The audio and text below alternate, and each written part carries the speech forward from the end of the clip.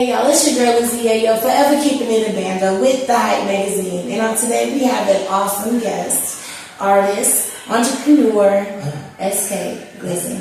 What's happening? What's happening? Hey, how are you doing? I'm alright, you know what I'm saying? Just blessed, feeling favored. That's it. Yeah. You've been doing some big things. The best. I guess the motion is definitely getting bigger, man, but I give all praise to the man upstairs for real. Yeah. That's a fact. So, what inspired you to start making music? I grew up in it.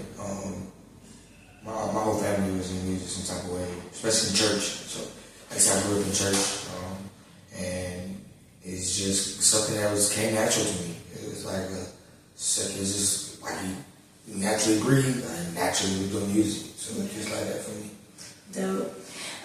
Can you share the story behind your stage name? Okay, so SK is Sauce King. They gave me that because I like the dress. That was always my thing. Glizzy came from, because I used to look like Shy Glizzy. So it was just like, it was always a thing like that. It was just a nickname the streets gave me, a nickname the family gave me. And, I just stuck with it, so, That's what's up. So how would you describe your unique style?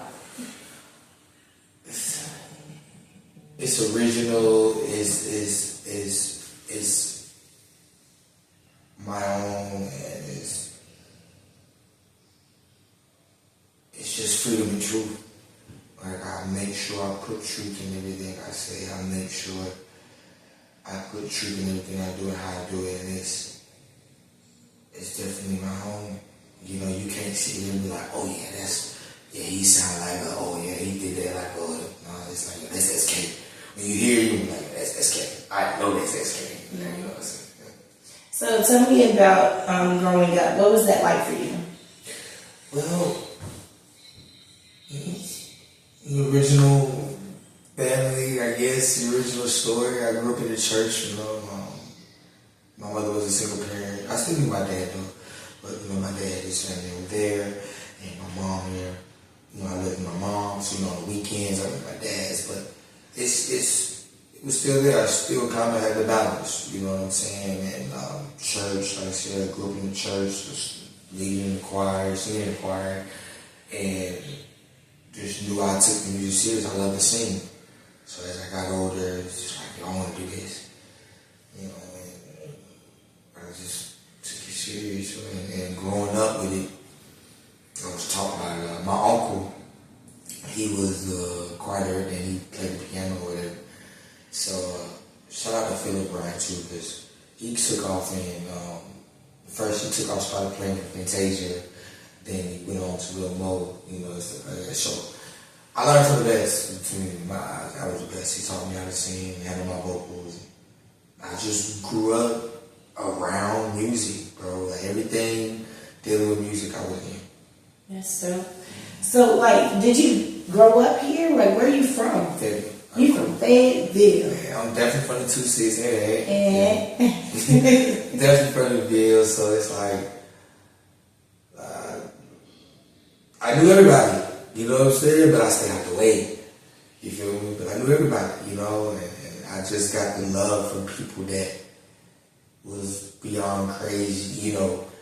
It's crazy because I go to these showcases, I go to these events here, and I look at these folks and I say, yo, we can do this, I can do this. And then when you look at them, it's like they have so much high hopes into me. So it's like they had so much high hopes into me, so it's like, yo, okay. Hello. I can do this. You know what I'm saying? Like bro, you hit it. You make it. You can go there. Okay, I can do this. Let's do it. You know what I'm saying? So, what things or messages do you aim to convey through your lyrics? I aim to mental awareness. I feel like a lot of folks we go through that. I go through that. What themes or message do you aim to convey through your lyrics? definitely mental awareness, depression, bipolar, all the stuff that, people go through, the emotions of the pain. And through my music, I deal with pain. And to let people know that, it's okay to go through that. It's okay to seek help. The truth. I want to speak truth. Any aspect of life. I just want to reveal realness, show the realness, show the rawness, and then in between showing that you get an understanding and grasp that helps you come out of what you're going through. And then once that, then you can reach out and have an expression. That's right. I agree. I think for a lot of people, music is a source of therapy. Definitely is. And like when you either perform, you have so many people that are just in tune with your lyrics. Like myself, it's because either through experience and hearing it from another person's perspective, and seeing that you're not alone. Mm-hmm. It's like, it's very seldom you see females that can relate to the streets. You know what I'm saying? But yeah, I've had a lot of people come up to me like at the event. They was like, "Yo, who is that? I heard his music on the radio. I'm finally seeing them." They were really excited and proud of you. Yeah. They were really proud. We had to run that thing. It's crazy. I be places in malls or Walmart, Food Line, whatever gas station is. Just like how many people are like, yo, you SK? Like, yeah, what's good? Like, bro, I love your song, bro. It's just like the love that you get, and it blows me. You know what I'm saying? It blows me. A lot of people would sit back and think like, yo, some people say, bro, you don't get as much love in your city. I can't say that for me. I think anywhere I go, I get a lot of love. Right. I've get shown a lot of love. There's some people I don't know. Clubs I probably been in this. I get shown love, so I can't sit here and be like, yo, in my city I don't get love. Nah, for me, I do. Right. And why do you think it's different for you? I'm in tune. They know it's real. I started out really branched in with it, really tapped in with it, you know what I'm saying, with folks who aren't always in the streets, with the community, period. You know what I mean? I'm a great guy. A lot of people know, I'm a vibe, you come around, we're gonna laugh, we're gonna joke, we're gonna speak on some real shit, though. You feel me? So it's just like, when they see SK, they're like, yo, I remember, you know what I'm saying? So it's just you're going to definitely have a memory, and I just think they see that. They see the realness, they see the rawness in the true form. So it's like, bro, you can't help but be like, yo, I gotta deal with SK. I got to deal with SK, bro. Like, that's what I think, Right. You are fine, you do. Are there any specific artists or influence that shaped your musical journey? Industry-wise? Anyway. Yeah. Independent or industry. Well, see, that's why I said I'm gonna do both. Because if I say industry-wise, Future. It's my favorite artist. As an icon to me. I think I think he was the reason why I really started taking rap serious. That's just my dog, you feel me? And then, I gotta say Red Carpet. Shout out to Red Carpet. Shout out to Red Carpet, and he believed in me. A lot of folks believed in me before though, but bro really, it's just the way he did about it, you know what I'm saying? It's like, he really believed in me and took me around and showed me the real ropes about, so who's on the road, and I just think that he actually helped me hone my craft. Shout out KDH, our producer and engineer, like he really, really helped me, tone my craft and show me the levels of it, and I just appreciate both of them Because without them, I don't know now, you know. So, you know, every opportunity is definitely a golden one, and I believe I'm taking it now. So, well, definitely shout out to Kitty H. He actually was in the beginning of my time when I started doing music too. Yeah. So having his vibe and his unique way of listening to music. Raw is so crazy. Yeah. It's so crazy, like, bro. Like, Q is a genius. A genius in music, Like, I was trying to think, like, he's like a Timberland, Pharrell, like, he's like on that level, like, he's just here, you know what I'm saying? Like, you know, QDH is definitely. He's that dude. He's that dude. Y'all tap in with QDH. Period. Man. Can you take us through your creative process when writing and producing music? Like, what is your, like, you go to the studio, before you go to the studio, do you wind down and bubble bath, you know, blow bubbles, like, what do you do? I think for me, it's, you know, I drink a little, you know what I'm saying, I sip, I'm not a heavy drinker, I sip a little, but to be honest with you, I don't know. Cause when I get that booth, I don't know, you're supposed to be on this vibe, I make it right then. I really go in there with, you know what I'm saying, unless it was something that had on my mind, and I had to get it off, and I had to like write this down right there and go to sleep. Otherwise, man, I just really go into the studio and just let it go. Right. And in the process of that, it's just I drink a little bit. Nice. Get in the mood. I know, my favorite choice is drinker. I think you gotta be like, I gotta say Deli on, shout out Diddy on that one. And then I gotta say Duce. So in between the Deli on and the Duce, we're gonna have a vibe. That's a vibe. Nice, smooth, classy. Nice, smooth, point. It's a thing, I gotta do that. So yeah, that's me. Okay. So how do you engage with your fans, and what do you value most about their support?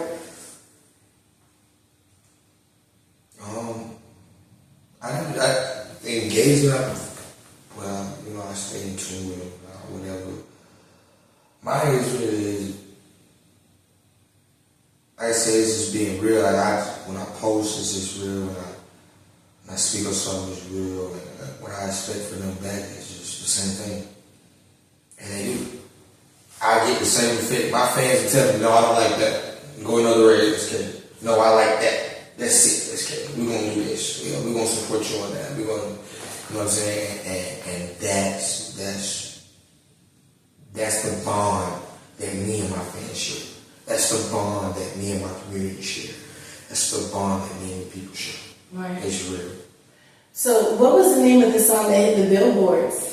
Tell us about that. I Need Somebody? I Need Somebody, my joint. That's my joint. That is definitely her song. Right now. But I Need Somebody was, I think it was the hardest song I wrote. The hardest song I wrote. What made it hard? But I was locked up a few years ago. Well, last year. For the last 2 years. And I was facing a murder charge. And it was firstly murdered. And in the process of that, I had lost my mother and sister and 2 best friends. I think, when it happened, it just my condolences. Thank you. When it happened, I think it took me to a place where I didn't think I was gonna come back from. I think at that point, too, I was in there locked up. It's crazy, I ain't never said this, but at that point when I was locked up, I think it was I was facing life. No, I was facing the death penalty, but North Carolina doesn't have death penalty. So I was facing life on death row. And I think at that point when I found that news, I was like, my mom. I think I lost all control, lost hope. I didn't care anymore. I realized I told my lawyer that, just tell them, just charge me. I'd rather sit in the myself the rest of their life and be hurt by my mom. Although thanks to my lawyer, he was like, he's something crazy, so we're not gonna do that. Right. Shout out to the lawyer. Shout out to the lawyer, but at that moment I was that serious, and the person was taking over, and then one day I woke up with that melody in my head, and then the lyrics just started flowing, and came across I need somebody, came out I need somebody, and came home. The team, we got together, we dropped it, and it's just been killing the charts ever since. Yeah. It's reaching those that are going through depression and whatever anxiety, whatever their pain is, it's reaching them. What their struggle is reaching them, and it's okay. It's okay to need somebody. At first, I was like, I needed nobody. You know what I'm saying? So it's okay to say, I need help. Mm-hmm. I need help. I'm struggling. I'm going through this. I'm going through that. I'm in this state of mind. I'm here. I'm there. It's okay. And say that I officially need help. And when you get that in your mind, and when you humble yourself and not let the pride of being a human, because that's what as a human we don't want to. We don't want to admit that. So when we can set that aside and throw that away and humble ourselves and be like, yo, I need help, I think the world will be in such a better state. Yeah. I agree. I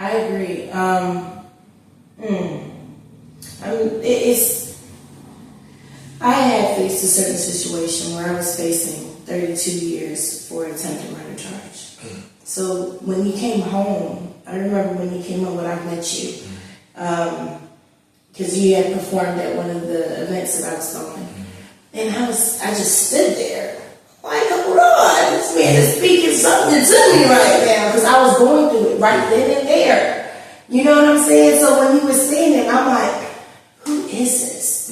And I got an opportunity to hear some of your story, but hearing it from you, it just means so much more. And I know there's a lot of people that are paying attention to what you're doing because they face big situations or they're facing whatever will put them in a situation where they need somebody. And the way that you're describing how you woke up and you just had that melody and you just flowed with it, it's very genuine and love. It's love, man. I really know my mama gave me that song. Yes. I believe she did it. So how do you go through your days? Like, I wake up and try to.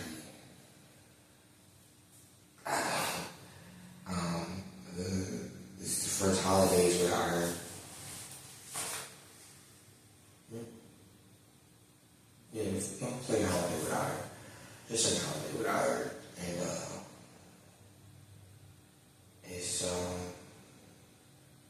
it is hard. It's hard, but you got to push. I have to learn to push, but I have to learn to go to the side. Eventually, I'll get past the point of not being able to see her or to see them.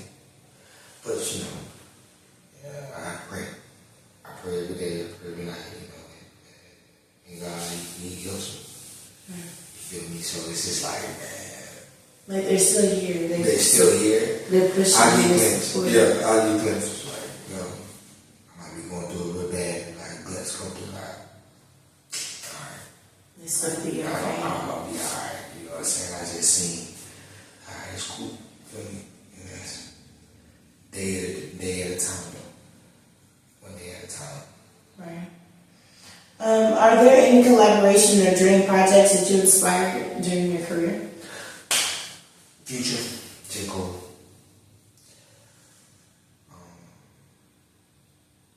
It's just the greats. It's the top dog. Black influence. Future, J. Cole. You have a song called J. Cole, right? Yeah, it's called 2 C's J. Cole. It's an anthem for the city, but it's also a shout to J. Cole because what he has done for the city is amazing. You hear people say, oh, he's not here, he's not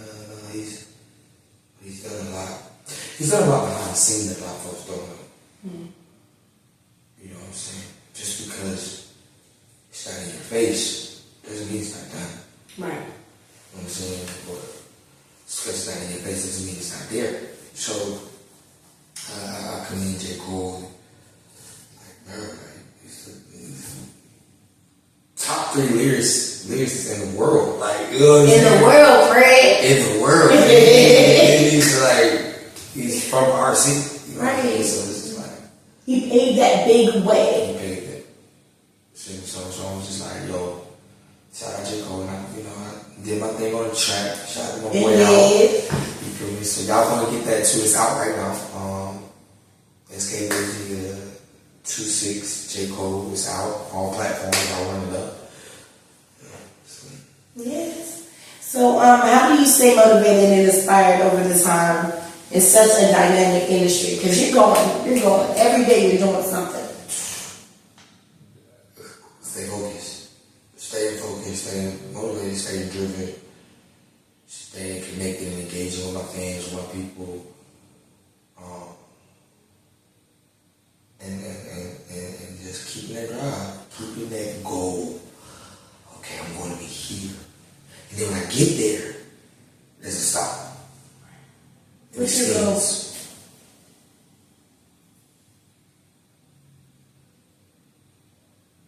To be an icon. To be an icon.